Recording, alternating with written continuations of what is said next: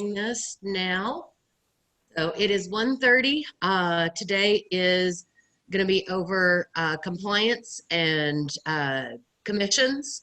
This is kind of the new green sheet process. For those of you that were here when we had dot loop, it's going to be kind of the process that we used to go through submitting documents in dot loop and then completing the manual green sheets, which both functions are now due and can be done within command. So I'm going to go ahead and share my screen here. Y'all can see my command screen. I'm going to move my chat box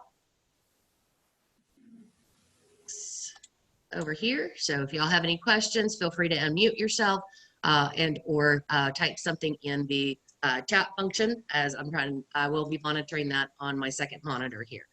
I am going to run through the full process of from start to finish on what we would do for a transaction. The first part, I am going to go pretty fast through. It'll take probably the first 10 minutes of today's training, and then we'll focus mainly on the compliance and the commission part at the very end. But just for some of the agents that are joining us that are new, we are going to go ahead through the entire transaction process. So we do start with adding a contact into our system, and we are going to add John Doe and John Doe at we're gonna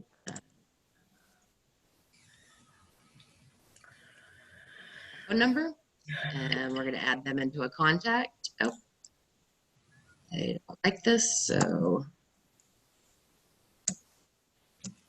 we don't need a number. So we're going to add that contact into our system. We have, John has reached out to us and they want to buy a house. So we are going to go start an opportunity for them. You can start an opportunity straight from their contact cards by coming here to opportunity and creating an opportunity, or if you remember from some other opportunity classes, you can create this opportunity directly by going to the opportunities tab. So we are going to do a buyer. We are going to do John Doe. We're just going to have one for today. The only other information that you're going to have to fill out is your commission rate to move forward with the opportunity.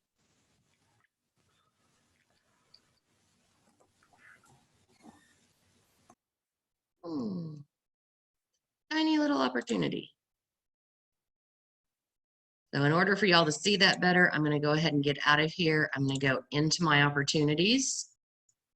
I'm not sure why it's giving me my opportunity in a tiny little screen.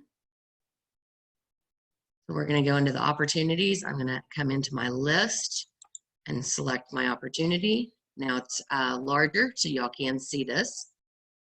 In the details section, you do have a pencil up here. If you hover over it, it will go from disappearing on you to actually showing you the pencil. This pencil will update this side of the transaction, the details. There is another pencil over here that will update the property information. So we, buyer's profile right here. This will tell you if your buyer is actually connected to your KW app, and you can communicate if they are connected to your KW app through here.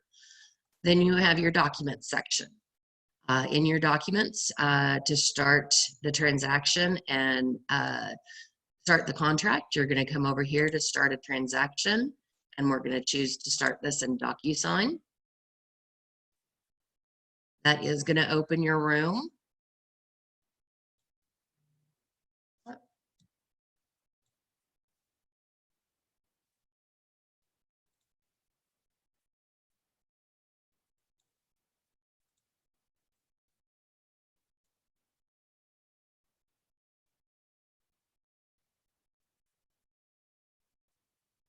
From here in your DocuSign room, I do have a full DocuSign class on how to work within DocuSign, but for today's purposes, I'm just going to go in and pull down a few forms so that we can upload them.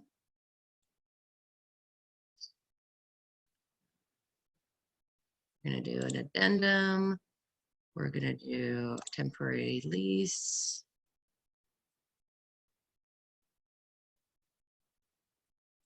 Realty, for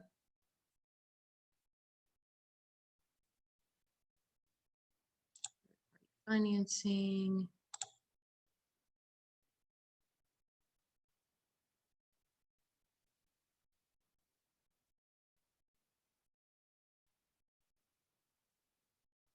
Okay, now we have some documents here in our room so that we can start playing with those and showing you what to do for compliance.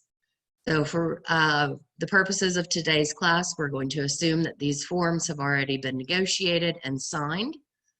So I'm going to leave DocuSign now and go back into my command. Can I ask you something? Absolutely.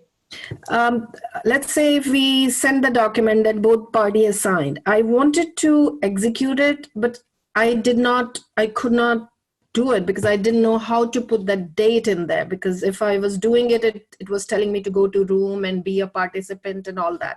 But I could not put a date there. Can you walk me through quickly how to do that? Rita, I could do that on a side note. Okay. I'll focus on today's compliance class, but yeah, we can actually do that in DocuSign, and you and I can do that offline. Okay, sounds good. All right. So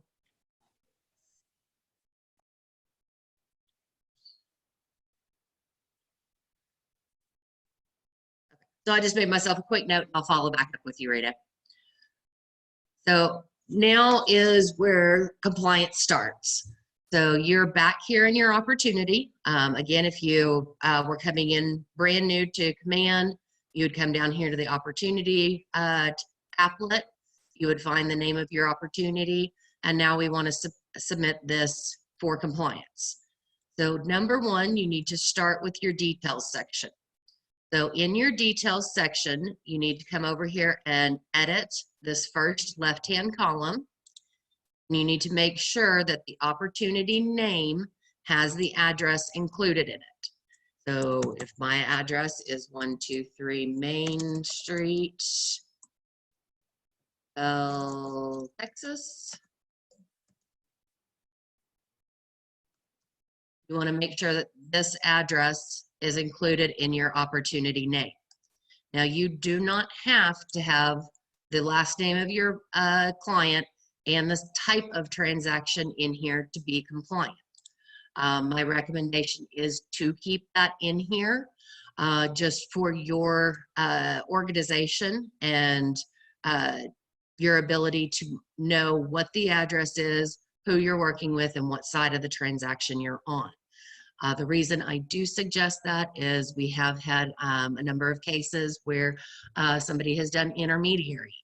And if you do just have the address here, it can get very confusing on what side the buyer and who your client is, or who the seller is and what their name is on the same exact address.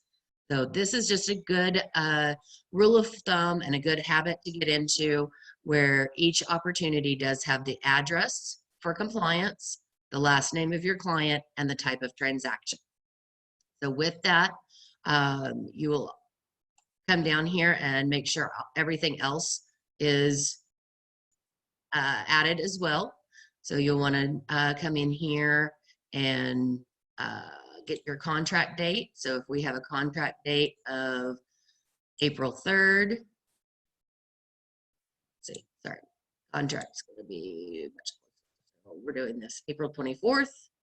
We've got a close date of March 27th. The budget is going to be $300,000. We are doing 3% commission, and it's going to be a conventional loan. So I'm going to save all of that information. Then in addition to putting the address here, You also want to come over and put it in the property address. So you're going to edit this area. You're going to type in, and I don't think it will let me do a Main Street here. There we go, West Main Street in Lake Dallas. So it will give you addresses per the United States Postal Code of what those addresses are. So we've got 123 Main Street. Now we're in Lake Dallas.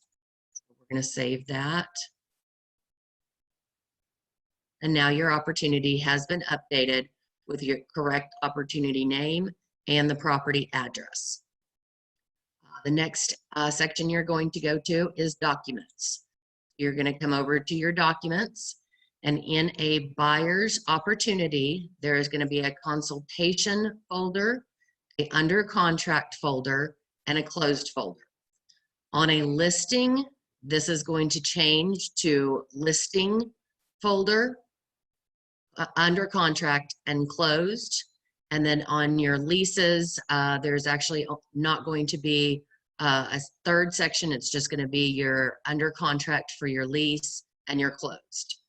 So make sure that when you're opening your opportunities, you're opening it on the right side of the transaction so that you have the right checklists to turn into compliance. So for this, you can come down here on the consultation section. The CMA, you can see here, is optional. So if you did do a CMA for your clients, you can add that here.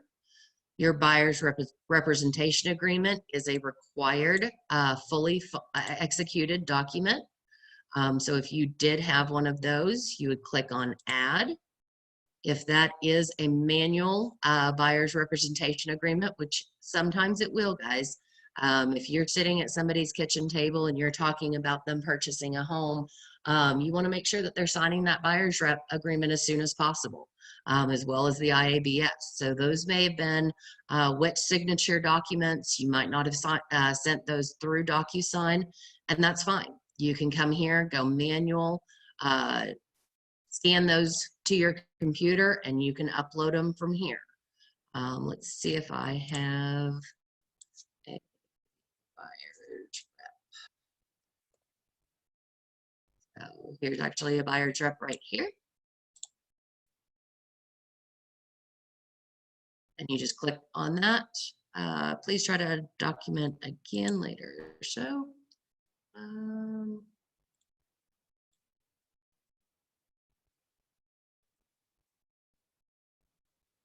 okay, so it didn't like doing it the first time. I just went in, clicked on it again. It brought it in, uploaded it. I'm going to assign it. Same thing with your IABS. If that is a wet signature, or if you did sign that, send that through DocuSign, you can choose either one. And here, search for it. Here's my information about brokerage services. It's going to upload, assign it. And now I've got my two documents in here that are required for submitting this to compliance. So once I have these two documents in here, you can see this folder has been opened, and I'm going to come over here to the far right-hand side where it says Submit to MC, and I'm going to click on the Submit, and then confirm that I want to submit this to my market center.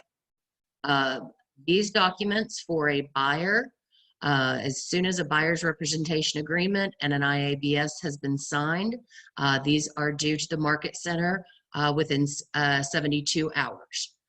Same thing with a listing agreement. If you are on the listing side, your listing agreement with all of the supporting documents in a listing, which are going to be your MLS, your IABS, potentially your survey, your T47, and your seller's disclosure.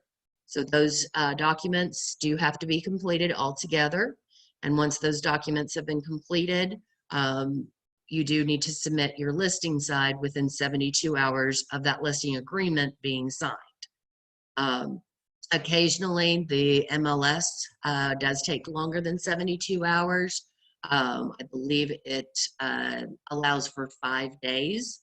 So we do give a little lenience on the listing side to 5 days, if not a little longer, based on your listing agreement with your seller.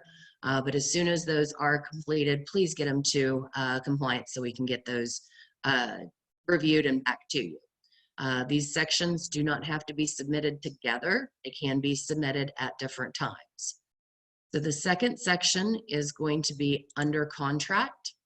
Now this is going to be your executed contract and all of the additional addendums and documents that you need to go to title. This is going to be the same for buyers and or for sellers.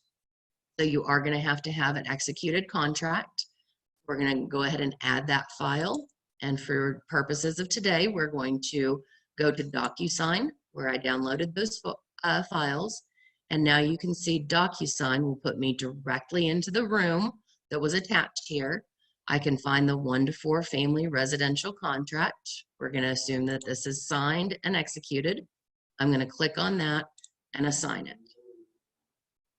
Now you can do this for each individual item here. However, if you are if you know you've got everything done and you want to add everything all at once, you can come up here to the attach multiple files, click on the attach multiple files, and then you can attach one by one here. So we're going to do an addendum. And actually, we're going to do that in the DocuSign. So it's going to bring you over to your DocuSign room. I'm going to go through my documents in DocuSign. I'm going to select the amendment. I'm going to go down here, select the third-party financing, which I thought we had. Maybe we didn't do the third-party financing. We did a lease and we did a non-realty. Come down here, temporary lease, and we can come to non-realty. So those are the documents that I had in DocuSign.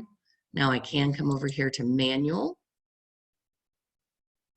Oh, sorry, you have to attach those separately. Amendment.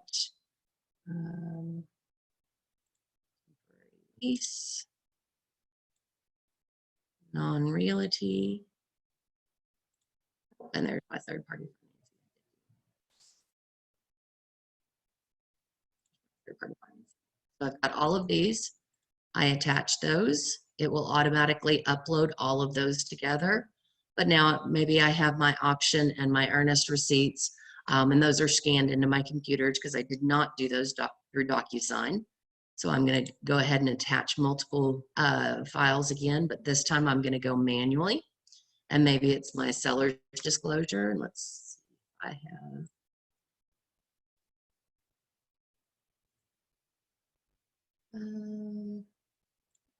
One.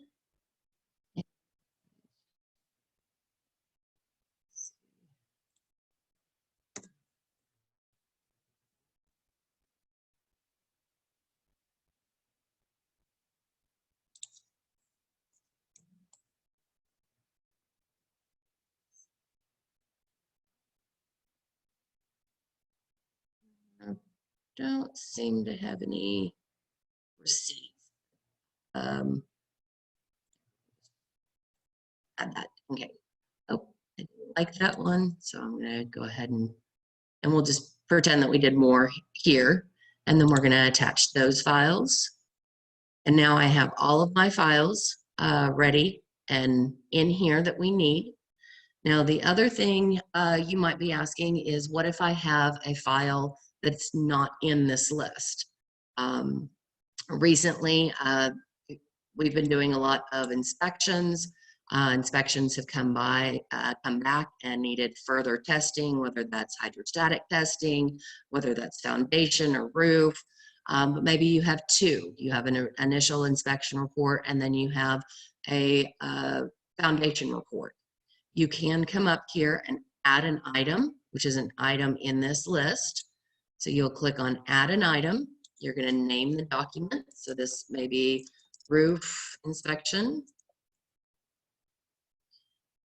Type of document, you can categorize it the best you can with what's listed in here. Most times it's probably either going to be an addendum, an agreement between the parties, an inspection, maybe a lender document, something like that. If you've got FHA or VA loans, those are you do have some lender information that you have to do in addition.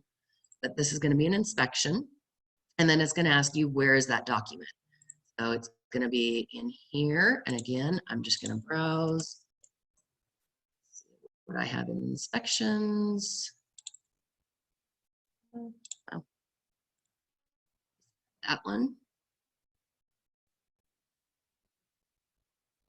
Okay, I'm going to save, and now down here at the very bottom, it will add that additional roof inspection or item, whatever it may be, to your list, and it's going to add the document. Once you feel that this is everything that you need to submit to the market center, again, just like you did over here in the consultation or the listing agreement section, depending on what side of the transaction you're on, you're going to submit to your market center. So now you've submitted the first section, you've submitted the second section, and now you're ready to submit for your green sheets. So one other thing before we move on is going to be the comments, add comments. So if you have anything to, well, I do the compliance. So if you want to tell me anything about the transaction, maybe this is a listing, you have everything in your listing folder except for the MLS, and you're going to be adding that at a later date.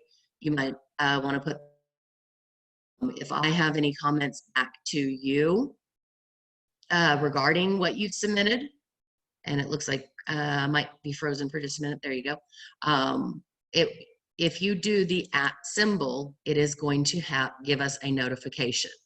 So in this one, and it will actually give you a drop-down menu too of everybody party to that transaction. Now I'm not going to be here because this is actually my opportunity. But if this was one of yours, I would be listed here, Bill, Liz, Bill, Karen, and anybody on your team if you have a team member. But if I wanted to send myself or Karen a note, you just click at and the person that you're wanting to leave the note for, you're going to want to put test message for training class. Add that reply. It's going to come down here just kind of like a text message on your phone. It will have your messages to me, my messages to you on the other side, and it's going to kind of go back and forth for a conversation. When you do this and you use this @ symbol, it will actually give me a red notification on the bell right here in my command. So when I come in here, I can see that Sheila's left me a notification, Richard's left me a notification. Actually, Richard's left me too. So I can automatically know what those notifications are and what those conversations are. Otherwise, they are just going to be a note in your actual opportunity. And unless I go searching for that opportunity, I will not find them. I will not see them. And trust me, guys, there are hundreds and hundreds of opportunities open right now. There's no way that Karen, Liz, myself, or anyone else can go searching through opportunities for potential notes or messages that were left in there. So please use that @ symbol to draw our attention to what you have to tell us. So after Christy, this, yes. How does it work like for new construction? Because I was looking through the different forms once under contract. How does that work? Like it says earnest money, contract required, receipt. Yes. When it's new construction, what do we do?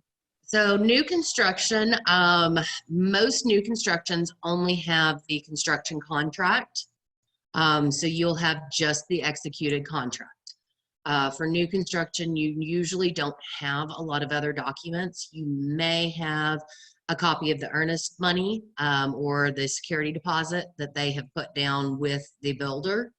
So you may have this earnest money contract receipt. You may not. If it is something that is maybe inventory build, not custom build, you might have an MLS full agent report that you get out of MLS. You might not. So as you can see, these are all conditionally required, and they say that they're conditionally required in case you have that. So the only thing that is actually required to actually turn on this submit button is the executed contract. So if you look at them, that is the only thing that is required. Everything else is conditional.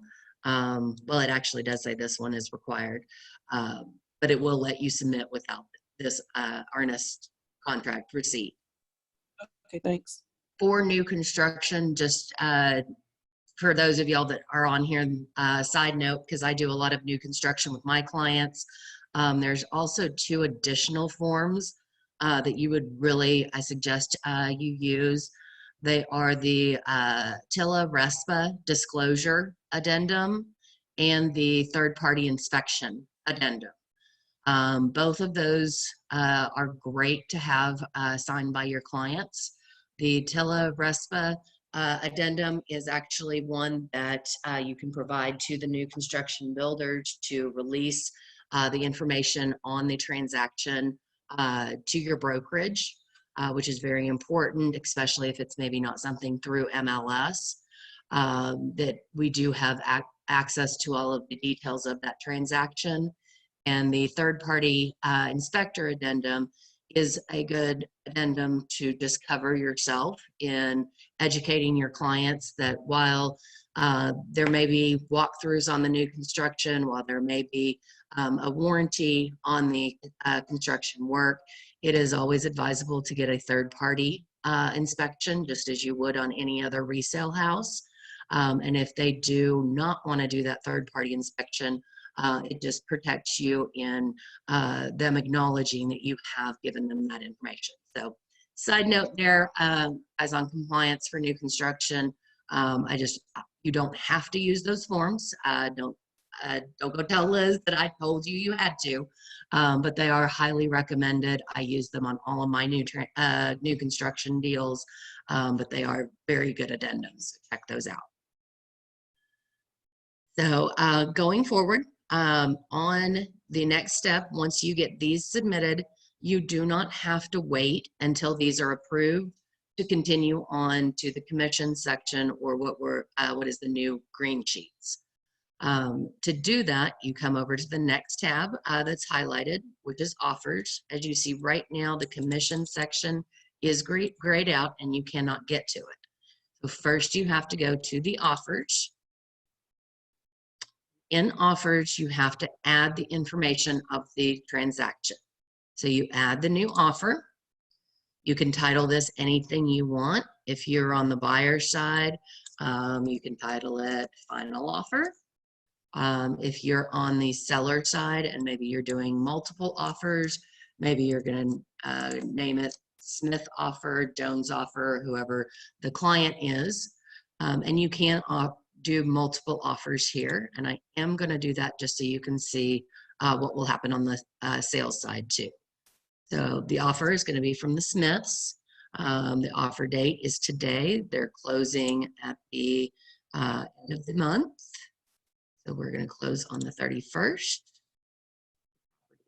Yes.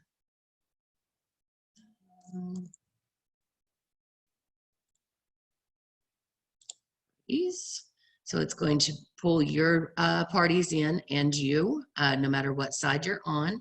So if you're on the buyer side, it'll pull in your information over here. If you're on the seller side, it'll pull in your information over here. The information that you have to enter to move forward is both the buyer and seller names and both the listing and buyer's reps.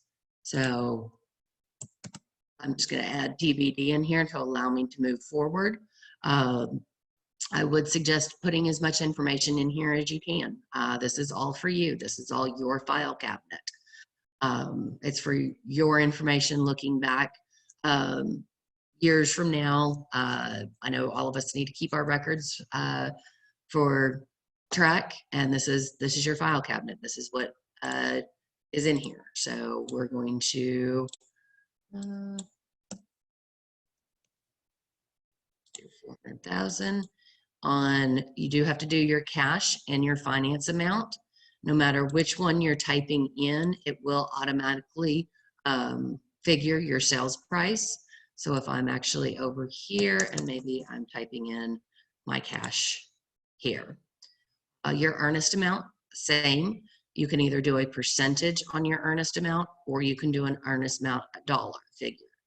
If I come in here and I do 1%, it's going to type in 4,400. If I come in here and type 5,000, it's going to do my 1.13%. So you can type in either area. Option B is $100, and it's going to be 7 days. Seller's going to contribute $1,000. That's a contract, so 50 and maybe 1,000. Here you can do pros and cons and a summary on what this offer is. If you do put any notes in here, make sure that you are using text language. You're using very simple, short, concise terms. The more information you put in here, it will not expand the box when you're doing side-by-side comparisons. So keep it very, very short, very succinct in here. If you do anything at all, we're going to just type in space and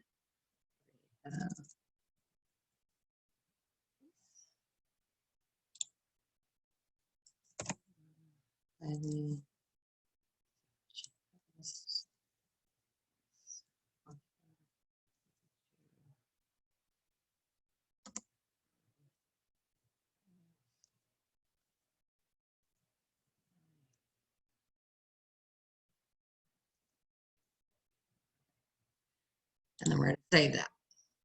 This is one offer. I'm going to do a second offer very quickly. Show you what can happen on multiple offers from a sales side. So this is going to be a closing date of April 15th, same property.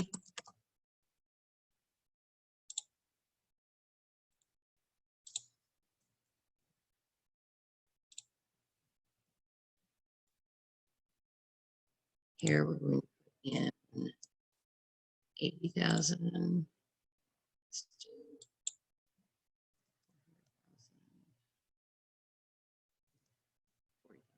to switch those. We're going to do 20,000. Doesn't really matter. Option fee of 250 days. 100 here.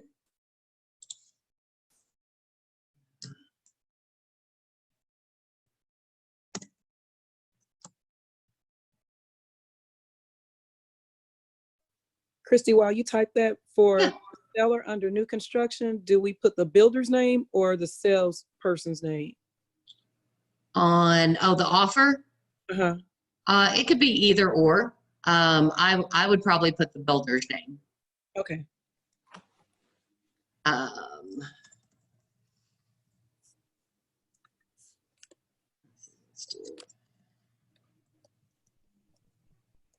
going to save that. So now you've got two offers right next to each other, and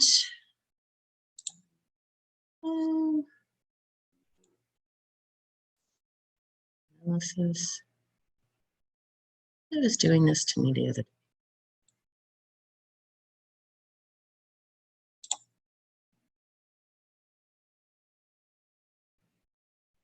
Why is it not giving me my GR?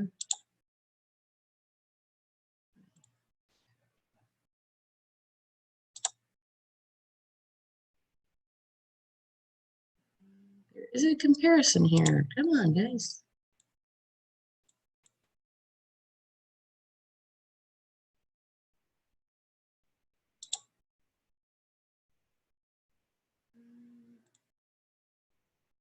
For some reason, it is not giving me.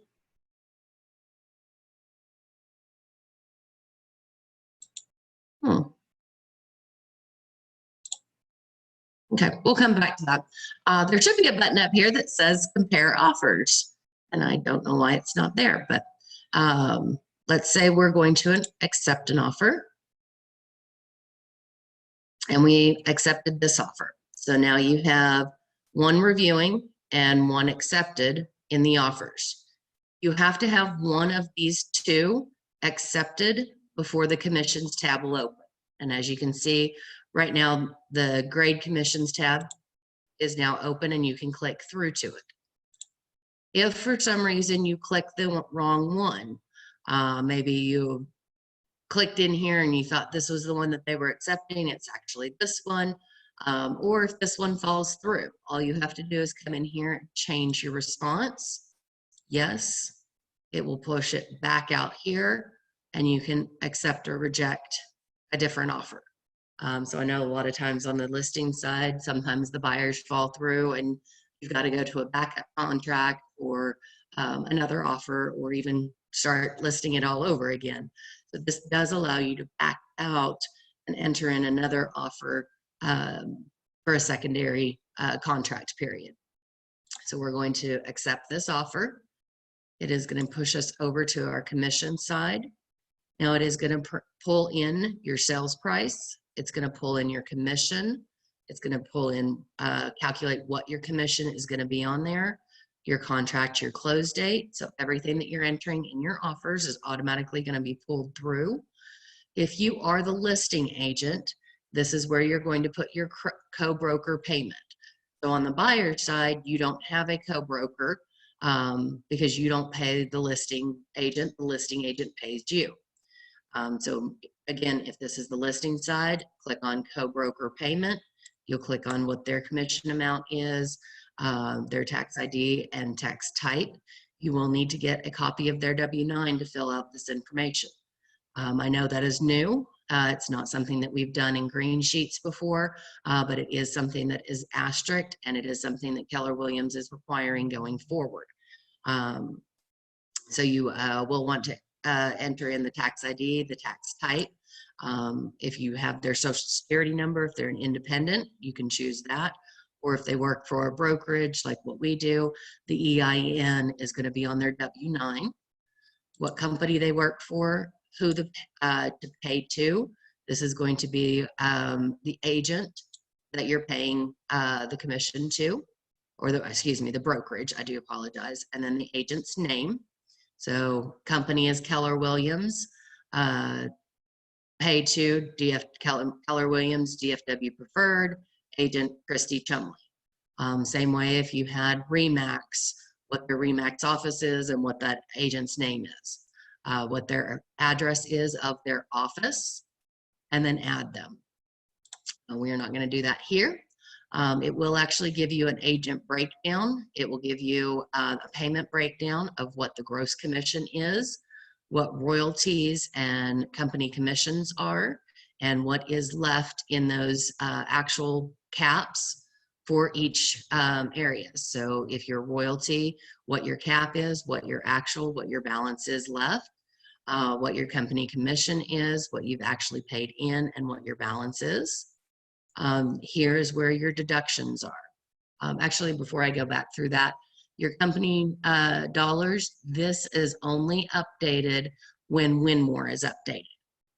So if you are doing a commission payout and you're going to submit that, and you're going to do another one back to back, that's either closing the same day or maybe a couple days after, these numbers are not going to be deducted on your second commission sheet because your first one hasn't closed yet and been applied to the Keller Williams Win-More system. So only when closes happen and we actually get the checks in the office will these dollar amounts reflect differently in your company and company dollars and your royalty split. Here, we don't pay anything extra for E&O. If you do have deductions to KW Cares, KW Kids Can, or Bold Scholarship, these are going to be the same as what they were in green sheets. You can come in here and type what your contribution is to KW Cares, maybe your KW Kids.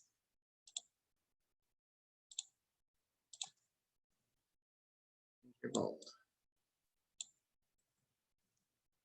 If you do, if not, you do not have to put anything in here to move forward. This is all voluntary. This is all at your discretion. Additional items, this button down here on the left-hand side, this is where you'll do additional deductions. So if you have want to do the KW Care, Capel Cares, if you do have a productivity coach, you have a referral to somebody, those all go in here. So they're all under deductions. So just so you know, bonuses, these are bonuses usually on new construction. So if you do have a new construction type transaction and maybe they're giving you 3% plus a $5,000 bonus because they're in closeout or whatever, that would be a bonus. Concessions, you can only have concessions with brokerage approval. So definitely get with your brokerage, or with Liz, and get a permission letter for her to do a concession, which is a concession back to your client or a concession on the transaction. This can also be used if you're doing personal transactions. Your next one is going to be deductions.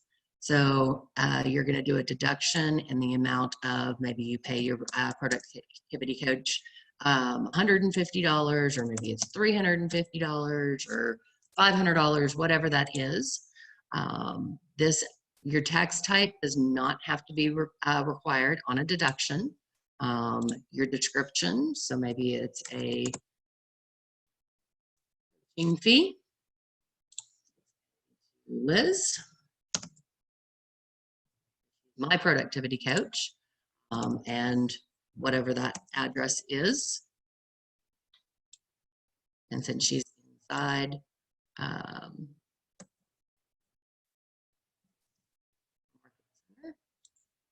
going to add that.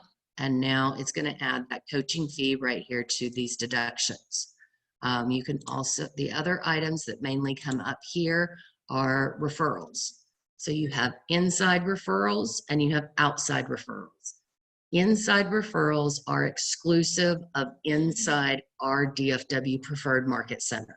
It does not mean inside Keller Williams. It is only inside our market center. Everything else is outside referral. So if you have a Keller Williams agent in Plano, they are an outside referral. If you have a outside referral to EXP, they're an outside referral. If you have a outside referral anywhere outside of DFW Preferred, that is the difference between those two areas. And then again, inside referrals, it will actually give you a drop down for agents. And right there.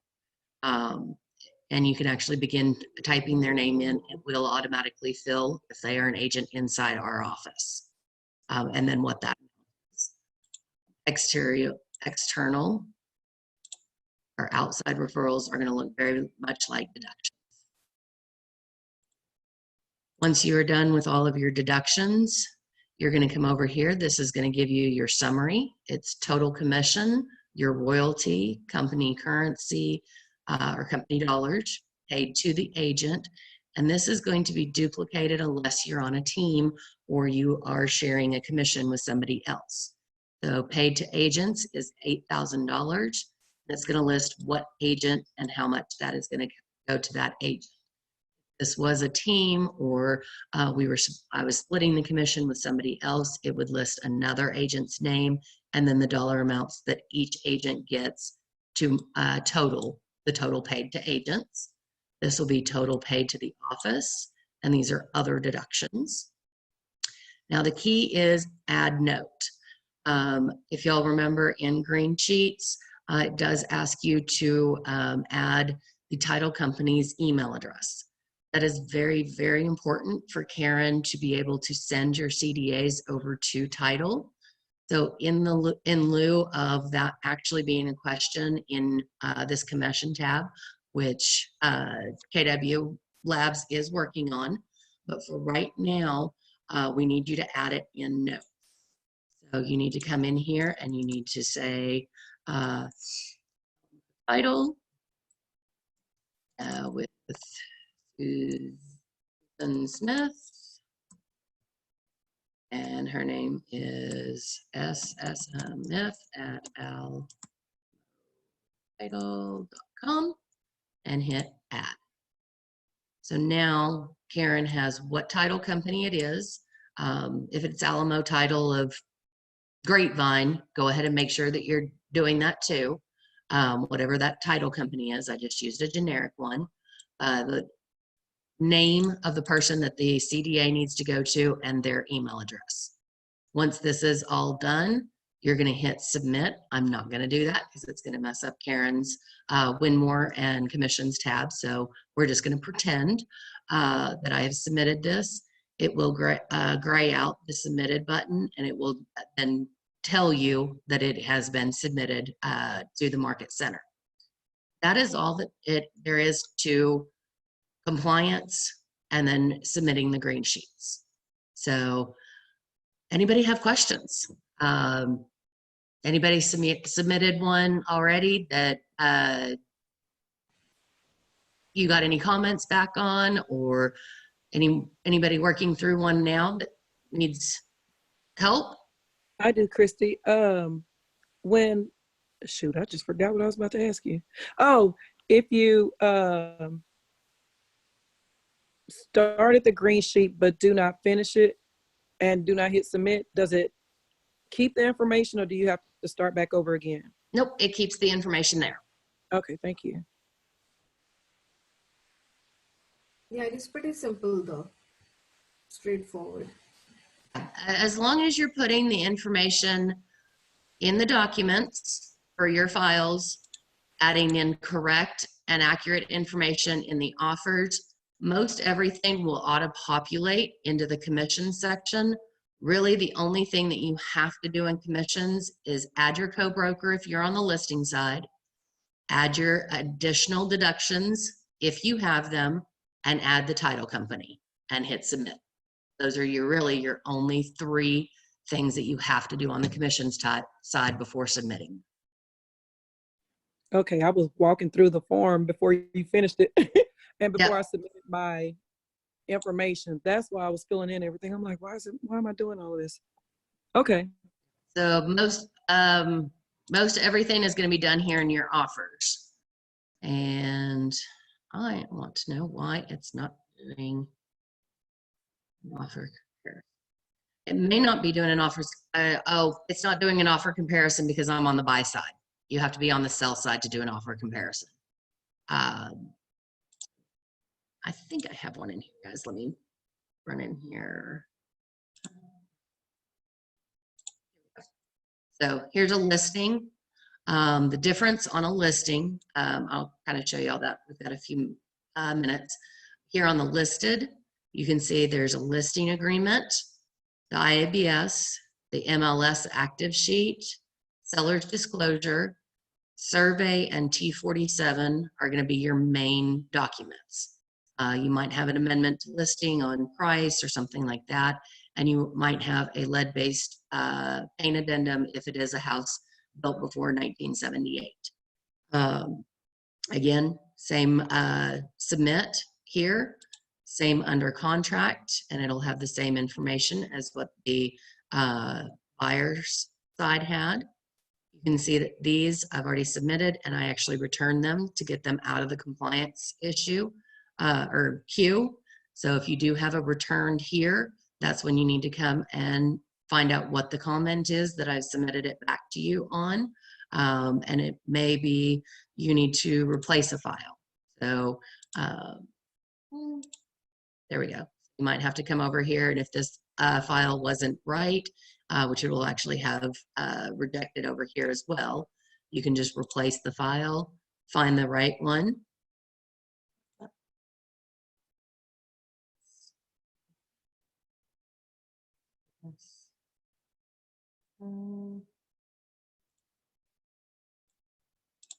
Nice.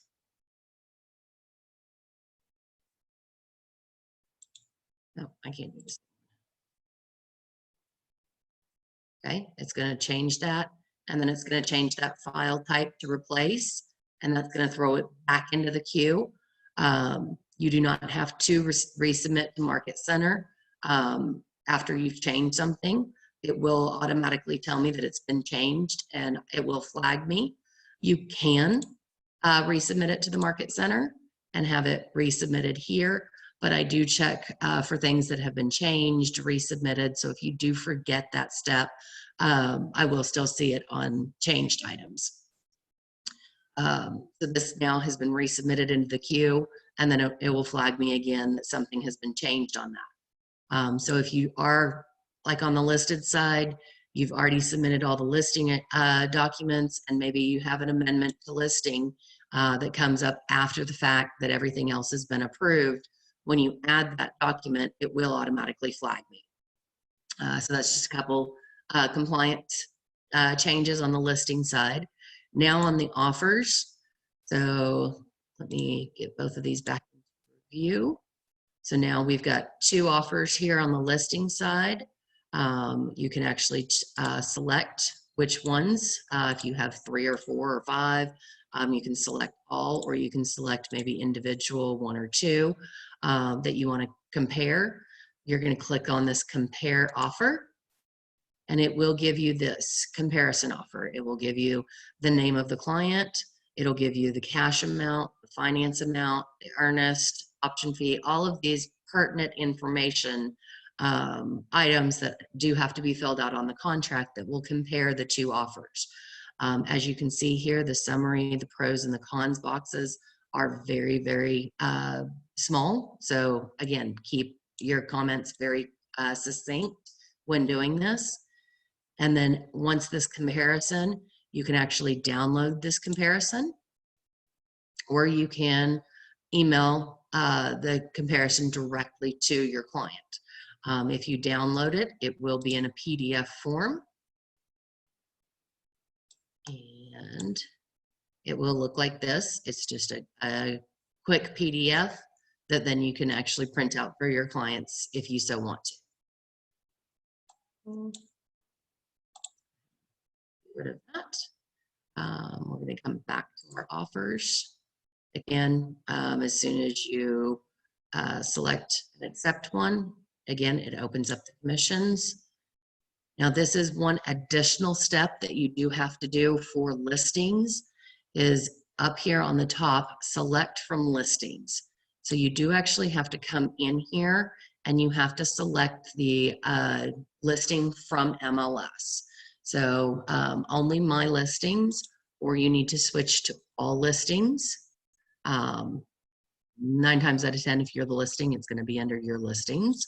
And I don't know that it is.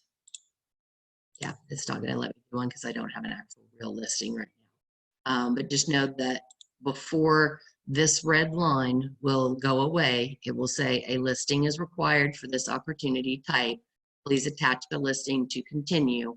And that is going to be right here under select from listings. And this is MLS or KWLS listings. Then you go through the same steps. You go through your sales price, you add that co-broker because now you're on the listing side. You're going to add your additional deductions, and it's going to give you your summary and add your title company here to your note, and then submit.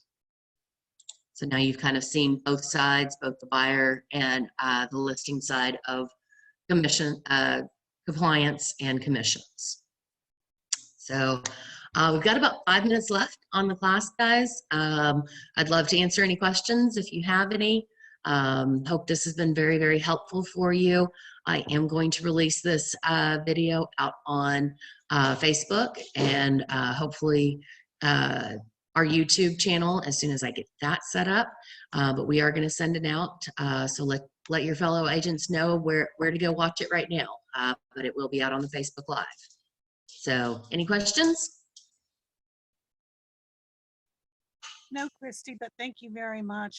This is really easy to use. I've done it before, and I did pick up some new tips, so thank you very much. Appreciate it.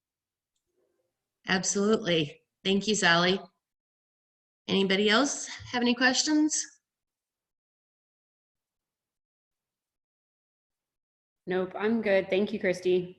All right. Well, guys, I appreciate you taking the time to come and be part of the class today, and look forward to many other classes with y'all. So y'all take care, lean into your training while we're all kind of sitting at home right now. And if you have any questions on command, I'm available for any of y'all. Thanks, and y'all have a good day.